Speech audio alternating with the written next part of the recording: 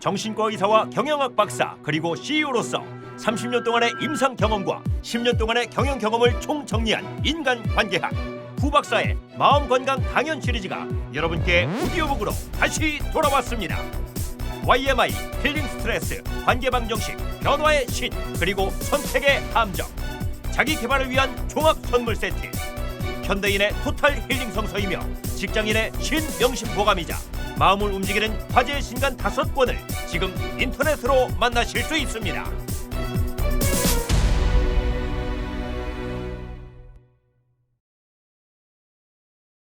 관계방정식 13. 성공하는 사람들의 7가지 습관. 정신과 의사 이후경입니다. 오늘은 관계방정식의 13번째 강의로 성공하는 사람들의 7가지 습관입니다.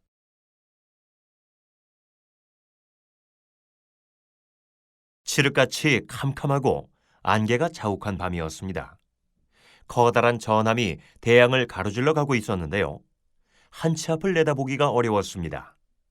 그런데 갑자기 전방에 커다란 헤드라이트가 비쳤습니다. 선장이 상대방에게 크게 외쳤습니다. 충돌할 위험이 있으니 배를 좌측으로 돌려라. 교신이 왔습니다.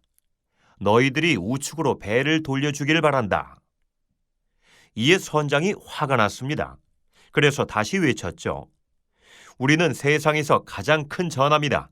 그쪽에서 배를 돌려라. 다시 답신이 왔습니다. 우리는 등대다. 2003년 리더십 페스티벌에서 스티븐 코비가 시작에 인용한 예화입니다. 그리고 미국 해군 교과서에 나오는 얘기입니다. 등대는 움직일 수 없습니다. 원칙이란 바로 등대처럼 움직일 수 없는 영원불변의 가치입니다. 누구나 다 알고 있지만 실천하기가 쉽지 않죠. 뉴턴은 만유인력의 법칙을 발견했고요. 코페르니쿠스는 지동설을 주장했습니다. 중력과 지동설은 변하지 않는 원칙입니다. 스티븐 코비는 세계에서 가장 유명한 리더십 전문가죠. 그는 성공하는 사람들의 기본 원칙을 연구했습니다. 그래서 7가지 습관을 정리했는데요. 누구나 다 알고는 있지만 실천하기 힘든 7가지 성공 습관입니다. 그는 원칙 중심 리더십의 창시자입니다. 그래서 오늘은 스티븐 코비의 성공하는 사람들의 7가지 습관에 대해서 알아보려고 합니다. 하버드대 심리학자 윌리엄 제임스는 이렇게 말합니다. 생각이 바뀌면 행동이 바뀌고, 행동이 바뀌면 습관이 바뀌고, 습관이 바뀌면 성격이 바뀐다. 스티븐 코비는 이렇게 말합니다. 우리가 처음 습관을 만들지만 습관이 우리를 만든다. 7은 행운의 숫자입니다. 성공하는 사람들의 7가지 습관을 핵심 단어만 표현하면 다음과 같습니다. 선택, 집중, 우선순위, 승승, 경청, 시너지, 자기혁신입니다. 정확히 표현하면 다음과 같습니다. 습관 1, 자신의 삶을 주도하라. 습관 2, 끝을 생각하며 시작하라. 습관 3, 소중한 것을 먼저 하라. 습관 4, 승승을 생각하라. 습관 5, 먼저 이해하고 다음에 이해시켜라. 습관 6, 시너지를 내라. 습관 7, 끊임없이 쇄신하라. 7가지 습관은 체계적으로 서로 연결되어 있습니다. 인간은 의존성, 독립성, 상호 의존성의 단계로 성장합니다. 의존성은 유의 패러다임이고요. 모든 게 당신 책임입니다. 독립성은 아이의 패러다임이고요. 모든 게 내 책임입니다. 상호 의존성은 위의 패러다임이고요. 우리가 해내는 것입니다. 습관 1, 2, 3은 의존성에서 독립성으로 가는 길이고요. 개인의 승리를 얻게 됩니다. 습관 4, 5, 6은 독립성에서 상호 의존성으로 가는 길입니다. 대인관계의 승리를 얻게 됩니다. 대인관계의 승리를 위해서는 반드시 개인의 승리가 선행되어야 합니다. 지피지기 백전백승, 수신제가 치국평천하입니다. 히랍의 철학자인 소크라테스의 너 자신을 알라를 떠오르게 합니다. 마지막 습관 7은 모든 습관을 포함합니다. 조화와 균형을 강조하죠. 신체적, 정신적, 사회적, 영적 성숙을 위한 균형입니다. 코비는 성숙을 위해서 U에서 I, I에서 위로의 패러다임의 전환을 제시했습니다. 여러분, 패러다임의 전환은 대단히 중요합니다. 자기 변화를 위해 반드시 요구되는 필수 조건이죠. 패러다임이란 우리가 세상을 보는 시각이고요. 정신적인 지도입니다. 지하철에서 어린아이 2명이 장난을 치고 있습니다. 소리를 지르고 신문을 던지고 여기저기 돌아다닙니다. 너무 버릇없는 행동이죠. 그런데 아이들 아버지는 그냥 멍하니 바라보고만 있습니다. 참다 못한 할머니 한 분이 화가 나서 말했습니다. 도대체 얘들을 왜 이렇게 놔둡니까? 당장 조용하게 하세요. 그때 아이들 아버지가 말했습니다. 애들 엄마가 좀 전에 병원에서 죽었습니다. 나도 어찌할 바를 모르겠습니다. 패러다임 쉬프트, 관점의 전환. 눈앞의 장면이 갑자기 완전히 다르게 보입니다. 우리는 조건화된 대로 세상을 봅니다. 여기 게슈탈트의 유명한 전경과 배경 그림이 있습니다. 어떤 사람은 이 그림을 색소폰 연주자로 보지만 다른 사람은 이 그림을 예쁜 여자로 봅니다. 우리는 자신의 경험, 교육, 성장 배경에 따라 조건화됩니다. 아인슈타인은 이렇게 말했습니다. 우리가 매일 똑같은 일을 반복하면서 변화를 바란다면 그것은 미친 짓이다. 자, 그럼 지금부터 습관 7가지를 하나하나 알아보겠습니다.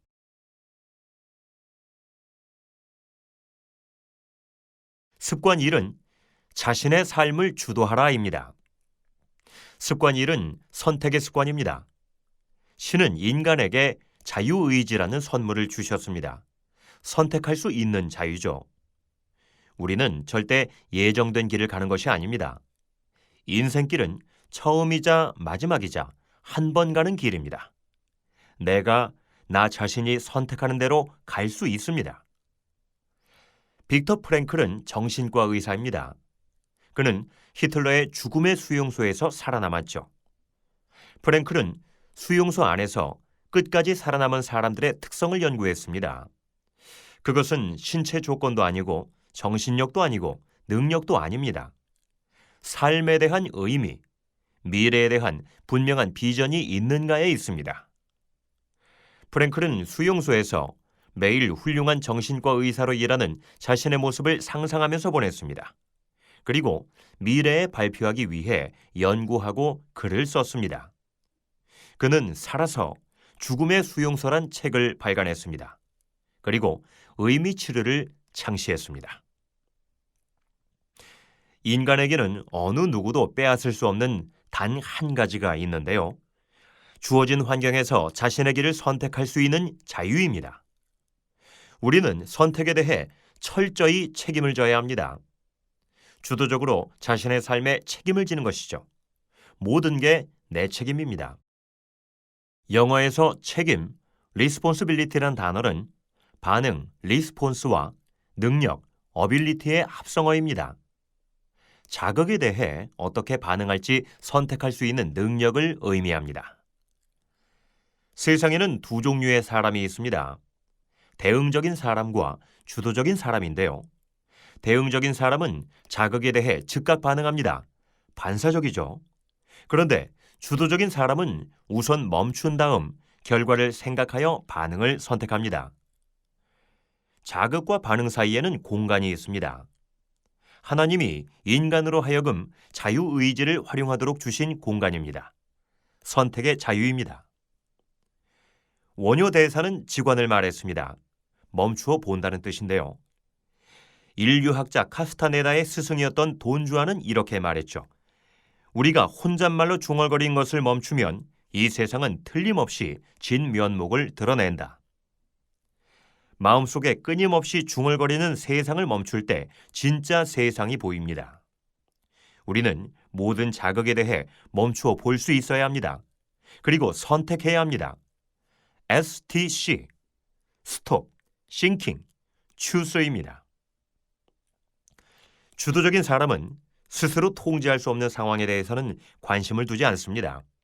스스로 통제할 수 있는 것에 대해서만 시간과 에너지를 투자하죠. 전자를 관심의 원이라 하고 후자를 영향력의 원이라고 합니다. 진정한 리더란 관심이 아닌 영향력을 행사하는 사람입니다. 하고 싶은 것을 하며 하고 싶을 때 하며 하고 싶은 만큼 합니다. 하고 싶지 않은 것을 마다하며 하고 싶지 않을 때는 미루며 하고 싶지 않은 만큼 되었을 때 중단합니다. 그리고 하고 싶지 않은 것을 부득불 해야 할 경우에는 좋은 면을 찾아 일을 받아들인 자세로 합니다. 하고 싶지 않을 때 해야 한다면 가로막는 심리적 장벽을 헤아리며 눈을 감은 채 심호흡을 하여 담담해진 무드로 고치고 나서 합니다. 하고 싶지 않은 만큼 되었는데도 계속해야 한다면 천하 없어도 잠시 쉬었다 새 힘을 얻은 후에 합니다. 모든 게 내 책임이다.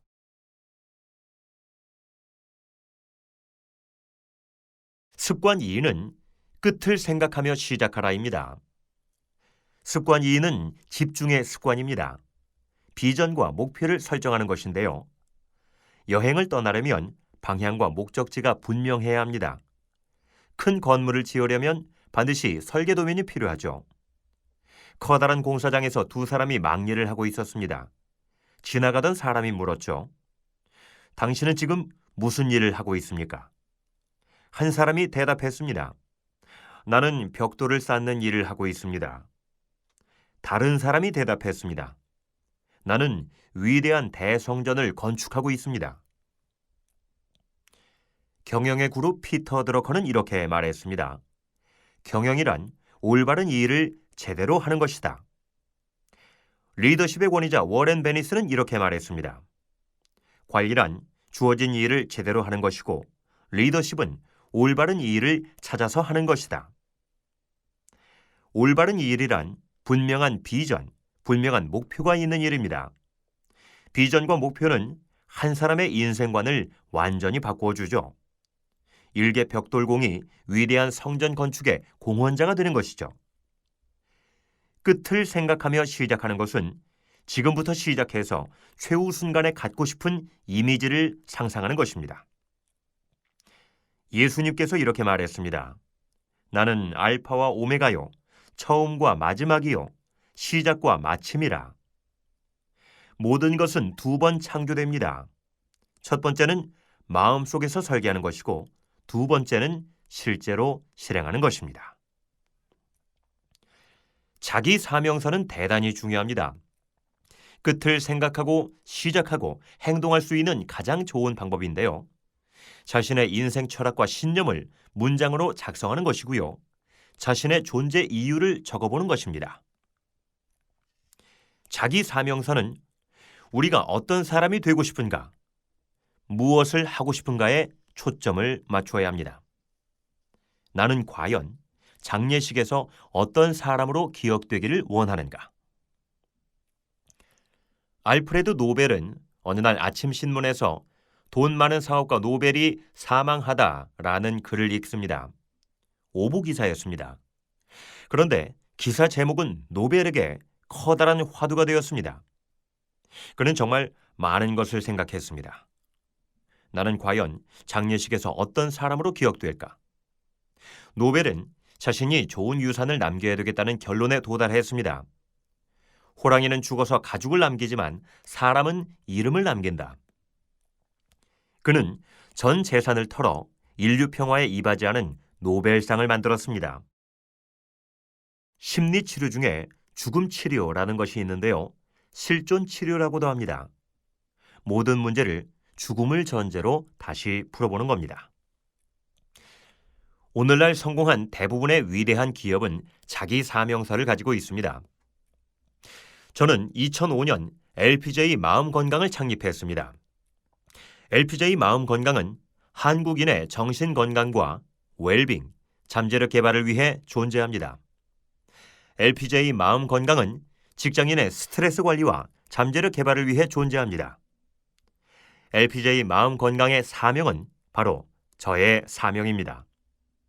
나는 이 땅에 러브, 피스, 조이, 프리덤을 실현한다.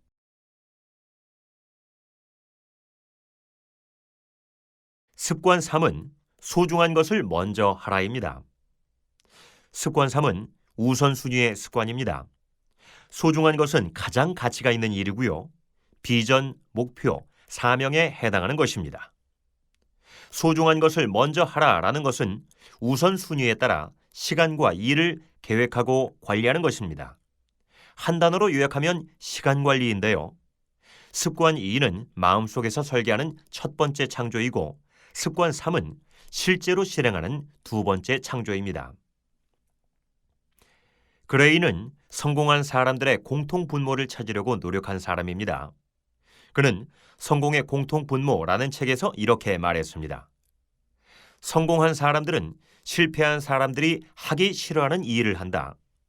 그들은 목표가 훌륭하면 아무리 싫은 일이라도 감정을 억누르고 해내는 습관을 가지고 있다. 그리고 무엇보다 가장 두드러진 특징은 소중한 것을 먼저 한다는 것이다. 조직에서 90% 이상의 관리자들은 목표에 집중하지 않습니다.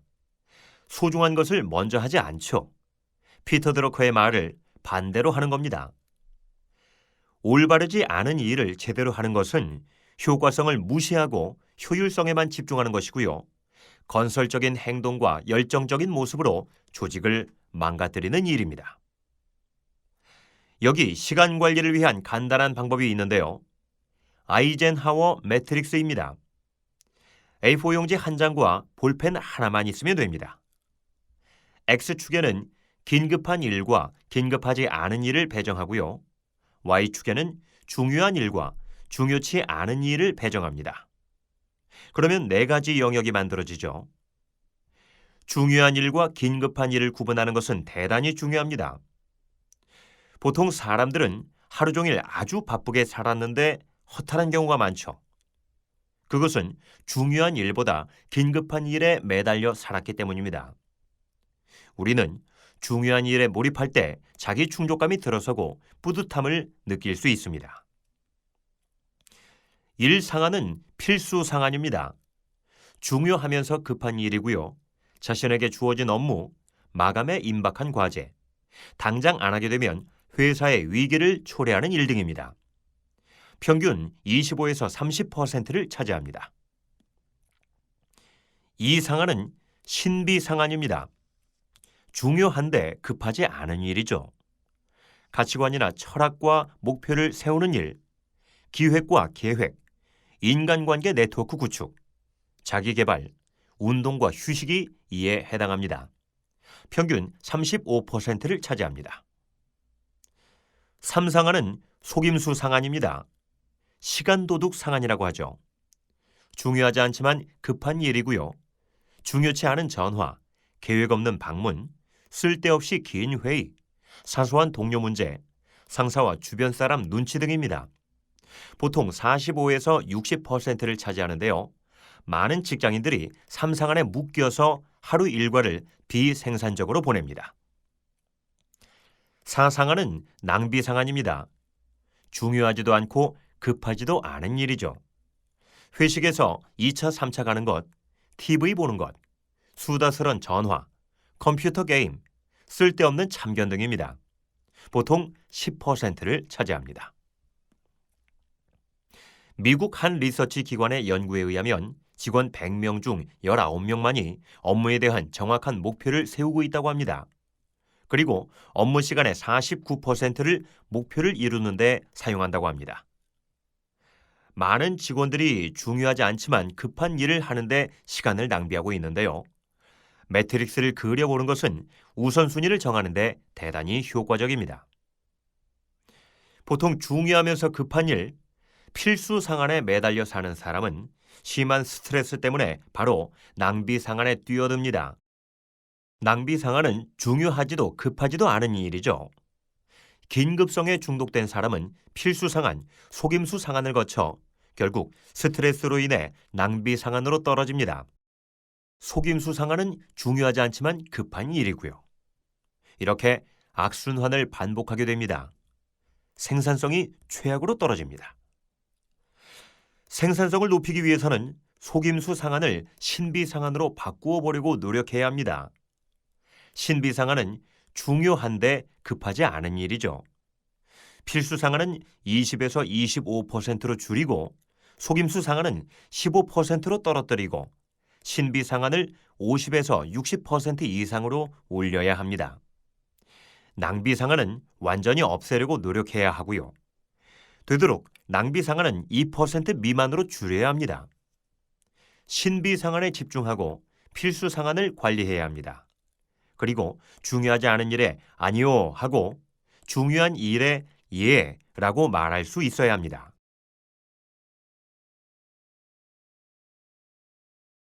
습관 4는 승승을 생각하라입니다. 습관 4는 상호 유익의 습관입니다. 인간 상호작용에는 6가지 패러다임이 있습니다. 첫째, 승승은 나도 이기고 상대도 이기는 게임입니다. 같이 사는 것이고요. 우리 모두에게 좋은 해결책을 찾아보자 라는 패러다임입니다. 승승은 서로 간의 신뢰감을 토대로 합니다. 널뛰기를 하는 것과 같죠. 둘째, 승패는 나는 이기고 상대는 지는 게임입니다. 너 죽고 나만 사는 것이죠. 나는 어떻게 해서든지 당신을 이기겠다 라는 패러다임입니다. 경쟁 사회에서 대부분의 사람들이 갖고 있는 각본이고요. 돈과 명예와 권력을 쟁취하기 위해서 수단과 방법을 가리지 않습니다. 셋째, 패승은 나는 지고 상대가 이기는 게임입니다. 나 죽고 상대를 살리는 것이고요. 나는 항상 희생당한다 라는 패러다임입니다. 넷째, 패는 서로 지는 게임입니다. 같이 죽자는 것이고요. 내가 추락한다면 당신도 반드시 추락할 것이다 라는 패러다임입니다. 다섯째, 승은 내가 이기기만 한다면 상대가 이기든지 지든지 관심 없다라는 패러다임입니다. 마지막 여섯째, 승승이 아니면 무거래입니다. 모두를 위한 해결책을 찾자. 그럴 수 없다면 거래하지 말자라는 패러다임입니다. 승승이 최상의 형태입니다. 승승은 풍요의 심리에서 옵니다. 협력의 법칙을 적용하고요. 협쟁이라고도 합니다. 협력과 경쟁의 복합어죠. 하버드 대학 경영학자 브란덴버거는 The Right Game이라는 저서에서 글로벌 시대의 협쟁의 중요성을 강조했습니다. 경영은 절대 전쟁이 아닙니다. 협력과 경쟁의 게임입니다. 승패, 패승, 패패는 부족의 심리에서 옵니다. 경쟁의 법칙을 적용하죠. 제로섬 게임입니다. 권위주의 사회에서는 승패, 패승의 법칙이 자주 적용됩니다. 당하고 살던 사람은 반드시 복수하기 마련이고요. 참고 살던 사람은 반드시 폭발하기 마련입니다. 승패, 패승은 결국 패패의 길로 들어서게 되어 있습니다. 용기와 배려의 2차원 매트릭스가 있는데요. 용기만 높고 배려가 낮으면 승패로 갈 수 있습니다. 반대로 배려만 높고 용기가 낮으면 패승으로 갈 수 있습니다. 둘 다 낮으면 패패할 수 있죠. 승승을 위해서는 용기와 배려 모두가 높아야 합니다. 용기와 배려의 균형을 이루어야 하고요. 자신의 생각과 감정을 용기를 가지고 표현해야 합니다. 동시에 상대방의 생각과 감정을 배려해야 합니다. 예수님께서는 이렇게 말했습니다. 내 이웃을 내 자신과 같이 사랑하라. 많은 성현들은 우리가 이 세상에 태어난 유일한 목적이 이웃을 사랑하기 위한 것이라고 했습니다. 어떤 사람이 교회 부흥회에 참석한 후 감명을 받아 친구한테 이렇게 말했습니다. 나는 앞으로 가진 것의 절반을 이웃에게 베풀면서 살 거야. 친구가 물었습니다. 로또 복권에 당첨되더라도 절반을 베풀 거니? 그는 자신 있게 예스라고 했습니다. 집이 두 채라도 한 채를 이웃에게 줄 수 있니? 그는 그럴 것이라고 했습니다. 친구는 다시 물었습니다. 차가 두 대라면 당연히 한 대를 이웃에게 주겠지? 그러자 그는 갑자기 정색을 하면서 노라고 했습니다. 친구가 이상해서 왜 그러냐고 물었습니다. 그는 이렇게 대답했습니다. 내가 현재 차가 두 대 있거든. 우리는 없는 것에 불행해하고 있는 것에 행복해합니다. 우리는 없는 것을 주려고 하고 있는 것은 주지 않습니다. 록펠러는 이렇게 말했습니다. 내 이웃을 힘껏 도와라. 도와야 할 일은 힘껏 도와야 합니다. 그렇지만 혼자 스스로 해나갈 일은 절대 도와서는 안 됩니다. 그리고 도울 수 있는 일은 빨리 돕고 물러나야 합니다. 도울 수 없는 일은 운명에 맡기고 되어가는 일을 묵묵히 지켜보아야 합니다.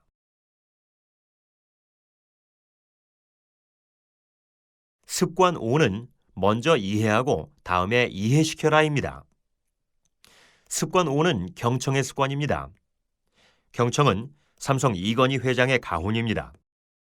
현명한 의사는 처방을 내리기 전에 먼저 정확한 진단을 합니다. 유능한 세일즈맨은 제품을 팔기 전에 먼저 고객의 욕구를 파악하고요. 의사소통을 잘하는 사람은 이해받기 전에 먼저 이해합니다. 경청에서 들을 청자는 귀, 이, 눈, 목, 그리고 일심으로 구성되어 있습니다.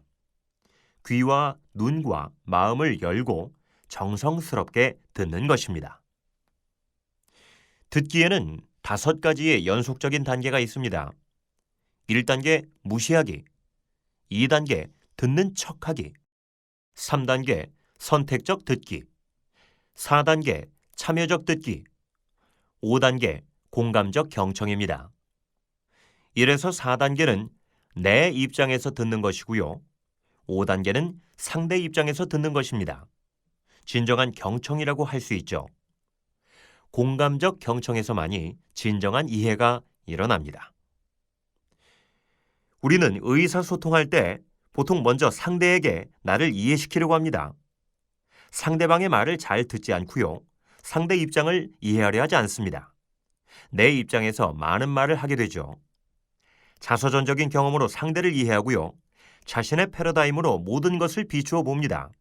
그래서 충고, 탐색, 해석, 판단을 합니다. 나도 너와 똑같은 경험을 했어. 내가 이야기해주지. 예수님께서는 이렇게 말했습니다. 남을 판단하지 마라. 그러면 너희도 판단받지 않을 것이다. 말로 할 수 없음을 보는 것을 도라 하고요. 말해서는 아니 됨을 아는 것을 덕이라 합니다.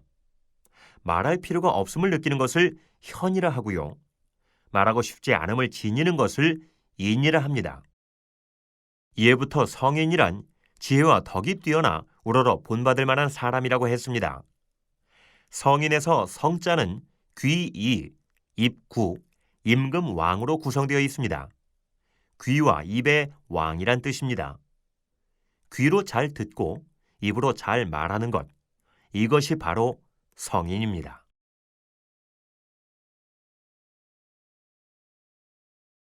습관 6은 시너지를 내라입니다. 습관 6은 협력의 습관입니다. 시너지는 자연 어디나 존재합니다. 두 나무가 가까이서 함께 자라면서 뿌리들이 엉켜서 토양을 좋게 만듭니다. 송판 한 장은 607파운드의 무게를 지탱합니다. 그런데 송판 두 장은 4,878파운드, 송판 세 장은 8,481파운드의 무게를 지탱합니다. 기러기는 이동할 때 V형으로 때를 지어 감으로써 70%나 더 멀리 날아갈 수 있습니다. 전체는 부분의 합보다 큽니다. 시너지는 인간관계에서도 일어납니다. 협력할 때 혼자서 하는 것보다 훨씬 에너지가 넘치죠. 팀워크를 통해 엄청난 일을 해내고요. 놀라운 창의성을 발휘합니다.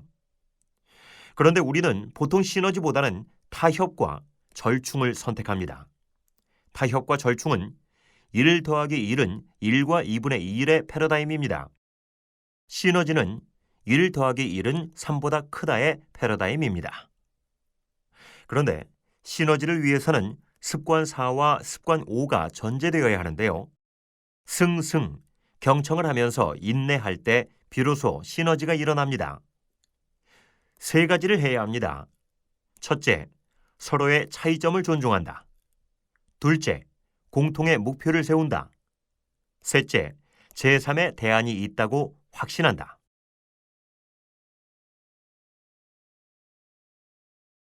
습관 7은 끊임없이 쇄신하라입니다. 습관 7은 혁신의 습관입니다. 습관 7은 다른 습관들의 실천을 가능하게 해줍니다. 성공의 딜레마라는 게 있습니다. 한 가난한 농부가 있었습니다. 어느 날 집에서 기르는 거위가 황금알을 낳았습니다. 농부는 너무 놀랐습니다. 그리고 우연이라고 생각했죠. 그런데 거위는 다음 날도 그 다음 날도 황금알을 낳았습니다. 기적이 일어난 겁니다. 농부는 순식간에 엄청난 부자가 되었습니다.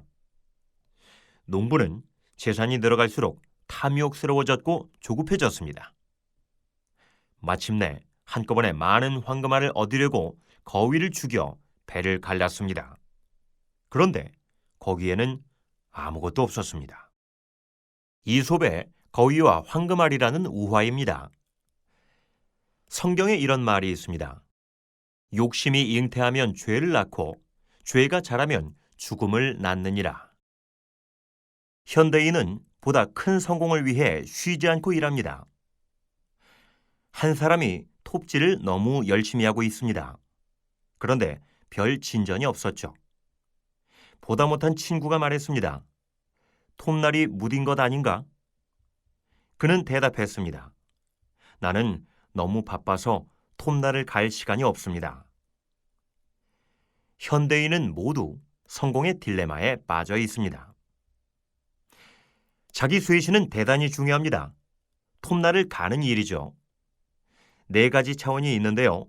신체적, 정신적, 사회적, 영적 성숙을 위한 균형입니다. 신체적 차원은 운동, 영양 섭취, 휴식 등으로 몸을 건강하게 하는 것입니다. 정신적 차원은 읽기, 글쓰기, 학습, 사색 등이고요. 사회적 차원은 풍부한 인간관계를 통해 가능합니다. 영적 차원은 기도, 명상, 문화생활, 봉사생활을 통해서 옵니다. 이 4가지 차원을 규칙적으로 재충전할 때 우리의 내면에서 불이 붙습니다. 그래서 인생을 도전과 모험, 열정과 비전을 가지고 살아갈 수 있습니다.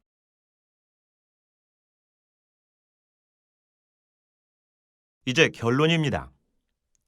삼성전자는 세계적으로 성공한 한국의 최고 기업입니다.